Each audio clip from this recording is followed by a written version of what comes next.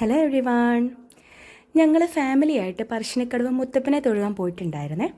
പാലക്കാട് നിന്ന് കണ്ണൂർക്ക് ട്രെയിനിലാണ് പോയത്. റെയിൽവേ സ്റ്റേഷനിൽ ഒരു 500 മീറ്ററിനുള്ളിൽ തന്നെ ബസ് സ്റ്റോപ്പും ഉണ്ട്. ആ ബസ് സ്റ്റോപ്പിൽ നിന്ന് ഓരോ 10-15 മിനിറ്റിലും പറശ്ശിനിക്കടവ്ക്ക് ബസ് കിട്ടുന്നതാണ്. അങ്ങനെ ഞങ്ങൾ ബസ് കയറി പറശ്ശിനിക്കടവ് എത്തി. ഓരോ ഗ്ലാസ് സംഭാരമൊക്കെ കുടിച്ചിട്ട് അമ്പലത്തിലേക്ക് നടക്കണ വഴിയാണ് കേട്ടോ. അമ്പലം കുറച്ച് താഴ്ന്ന പ്രദേശത്താണ് ഇരിക്കുന്നത്. അതുകൊണ്ട് തന്നെ നമുക്ക് രണ്ട് വശത്തായിട്ട് നമുക്ക് അമ്പലത്തിലേക്ക് പോകാൻ പറ്റും. ഒന്ന് സ്റ്റെപ്പ് ഇറങ്ങിയും പോവാം, പിന്നെ ഒന്ന് ഓട്ടോ വഴിയും പോകാനായിട്ട് പറ്റും.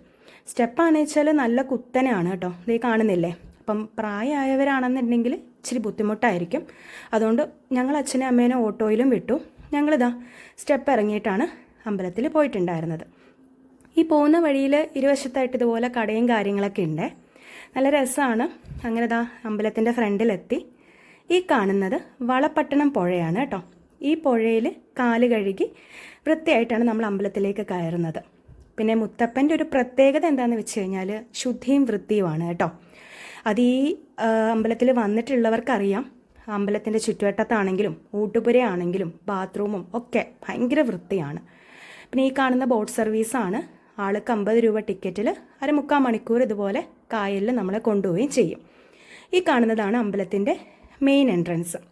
ഇതിനുള്ളിലോട്ട് ഫോൺ പ്രവേശനമല്ല, ഞങ്ങളും കൊണ്ടുപോയിട്ടില്ല.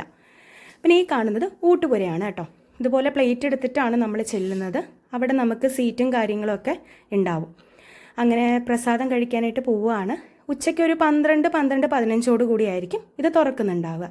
ഇതുപോലെ തന്നെ ചോറും ഒരു ഒഴിച്ചുകൂട്ടാനും വെള്ള പച്ചടിയായിരിക്കും നമുക്ക് കിട്ടുന്നുണ്ടാവുക. അങ്ങനെ ഫുഡൊക്കെ കഴിച്ചു, പ്രസാദമൊക്കെ കഴിച്ചു. ഞങ്ങൾ പാത്രമൊക്കെ കഴുകി വെച്ചിട്ടാണ് വന്നത്. ഇതാണ് മുത്തപ്പൻ്റെ മെയിൻ പ്രസാദമായിട്ടുള്ള വെള്ളപ്പയർ വേവിച്ചതും ചായയും. ഇത് ഏത് സമയം ചെന്നാലും നമുക്ക് കിട്ടും കേട്ടോ. അങ്ങനെ പ്രാർത്ഥിച്ചു സന്തോഷമായിട്ട് പോയി.